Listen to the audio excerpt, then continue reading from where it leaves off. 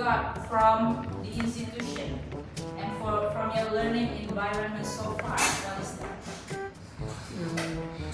Education and course beda dong. Yeah. Yeah. Psycholinguistics, course. Writing, course. Listening, course. Understanding people, education. How to communicate politely with people, Yeah, education. how to manage organization properly, education. Jadi itu ya perbedaan. Yeah. Terus bagaimana dengan language education? Berarti the combination between course and education. Berarti there should be educational values inside of the course. Untuk membuatnya efektif dan maximizing language acquisition, we should have at least 4 aspects here. The first one is design. Before we determining the design, we should do the needs analysis and situation analysis. It is according to the theory of Richard 2001. Menurut teori Richard, untuk membuat sebuah desain mata kuliah atau mata pelajaran yang efektif itu, kita harus membuat needs analysis, analisis kebutuhan. Kebutuhan siapa? Siswa. Peserta Didik. peserta didik atau kebutuhan masyarakat? Yeah. Kebutuhan peserta didik atau kebutuhan masyarakat? Peserta didik. Both.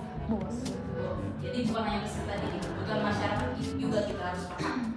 Situation analysis, analisis situasi di negara itu, situasi tempat lembaga itu berada di mana. Oh, lihat yang ini kampung bukan, kota juga enggak sih. Macet iya, berisik juga iya, tapi ada yang sopan, ada yang songong juga sih masyarakatnya. Nah, itu kan situation analysis. Kemudian situasi jalanannya macet, ada berapa titik kemacetan. Kok kemacetan dibahas juga sih Miss dalam bentukan desain? Iya dong, because it is one of the factors of stress. Karena kemacetan itu juga bisa menjadi faktor stres pada peserta didik maupun pendidik. Peserta didik maupun pendidik. Makanya kalau kampus-kampus di luar negeri itu enggak dibangun di pinggir jalan. Di dalam ada taman-taman, ada kolam. Kalau menurut kan saudara saya kuliah di jurusan arsitektur, kata dia kalau membuat lembaga pendidikan itu ada 2 syarat utama yang harus dibangun untuk menciptakan learning environment yang efektif. Yang pertama itu green, harus ada space greennya, green space-nya. Yang kedua harus ada unsur water. Water itu bisa menyejukkan. Yang kedua green itu menenangkan. Kenapa harus ada 2 unsur itu? Karena secara psikologi kampus adalah tempat orang-orang berpikir keras. Maka dia harus bisa menenangkan diri setidaknya dengan pemandangan hijau, dengan melihat air. Kalau kampus-kampus di luar negeri gitu, mereka belajar tuh sambil guling-guling di bawah pohon. Gak guling-guling sih, duduk, baca buku, diskusi di bawah pohon. Kayak gitu, sambil makan apa tuh? French fries ya. Kalau kita ya makan cimol lah, pinggiran ya. Gak apa kan berproses, nanti kan duduk kita jadi ya, tenang aja. Berproses semuanya. Nah itu juga bagian dari situasi, analisis situasi. Situation analysis kita dari segi sarana dan prasarannya seperti apa. Needs analysis, kira-kira contoh dari needs analysis yang kita lakukan apa? Kebutuhan peserta didik masa kini apa? Harus terintegrasi dengan media, ya kan? Kan semuanya udah kekinian, sekarang udah terintegrasi dengan media. Apalagi? Contoh dari needs analysis, biayanya nggak boleh terlalu mahal. Kalau di lingkungan masyarakat ke bawah, kalau terlalu mahal nanti takutnya di demo misalkan ya. Terus apa lagi? Yang kalian butuhkan apa sih kalau sambil belajar selain sarana prasarana? Do you need cafeteria, something like that? Do you need it? Do you think it is important? Important.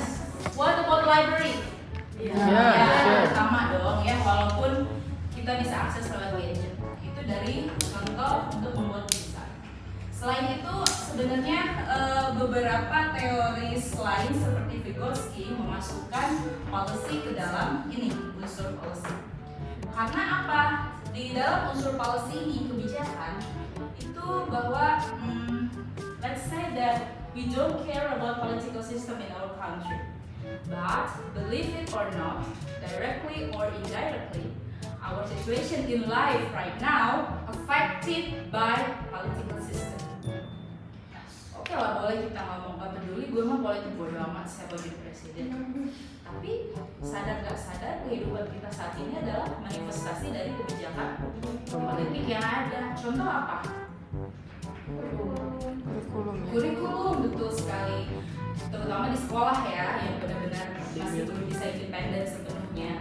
Jadi beberapa. Think about environment. Environment itu menurut kalian didapatkan atau diciptakan? Made, diciptakan atau got? Dapatkan. Dua-duanya ya. Can you choose the location of your educational institution, whether it is here or probably you want to be somewhere out there? What do you think? Kalian bisa milih nggak bahwa lokasi studi itu di sini? Kalian pengen milih ya, Miss mau di sana dong, bisa nggak? Enggak, because you don't make any policy. Kamu tidak membuat kebijakan. Tapi ini setelah didapatkan sebenarnya bisa dibuat juga. Dibuat dalam artian develop ya, dikembangkan. Nah, setelah itu baru policy. Policy yang terkait dengan course based TOEFL itu kita harus tahu. Misalkan the language that our student learn is English, and we should know the English position over there.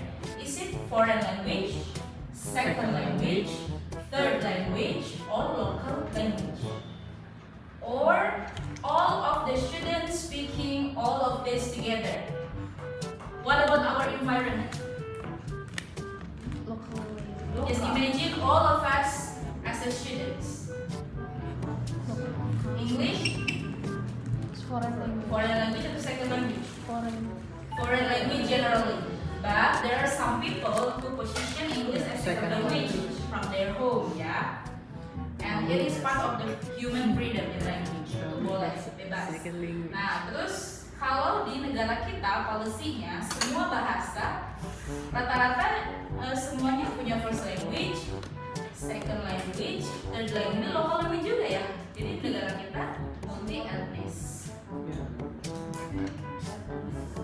Kelebihannya, when the policy that our student language skills speaking all of this kind of language together, we can and we may theoretically teach English in Indonesian language. Kelebihannya itu, kalau peserta didik kita itu multi etnis dan mereka berbicara bahasa Sunda, bahasa Indonesia, kita sangat boleh bahkan dianjurkan ketika menerangkan itu intinya dengan bahasa nasional. Karena ketika full dalam bahasa Inggris itu malah tidak efektif. Kecuali, just imagine you are living in Malaysia, for example. In Malaysia, English is second official language. Their first language is Melayu, right? But almost 90% of Malaya could speak English. So English in Malaysia is second language. And if you are teaching English in Malaysia or in Singapore, as we know, the first language in Singapore is Cantonese, Mandarin. And if you teach English over there fully in English, from the beginning until the end, that's no problem. Because English is second language. You are not breaking the rules if you teach English fully in English. But if you are teaching English in elementary school, class 1, 2, 3, 4, and you enter the class speaking just with English until the class is finished, you torture them. Jadi kalian menyiksa mereka. Because they will not understand you. Kasihan, berarti itu kita bukan pendidik yang bijak. Itu berarti pendidiknya tidak mengerti situation analysis dan tidak mengerti environment dan tidak mengerti policy. Ya, sudah pada mengajar di sini semuanya? Belum. Tapi rata-rata udah ya. Oke, sekarang approach. Nah, pendekatan. Apa bedanya approach, strategi?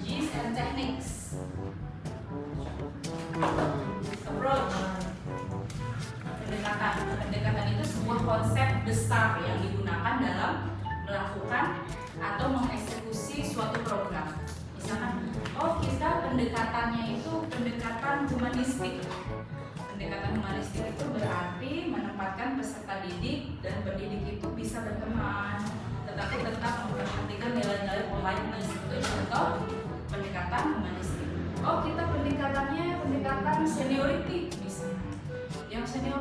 Very much and see you again soon inshallah, and don't forget to study for your final semester test.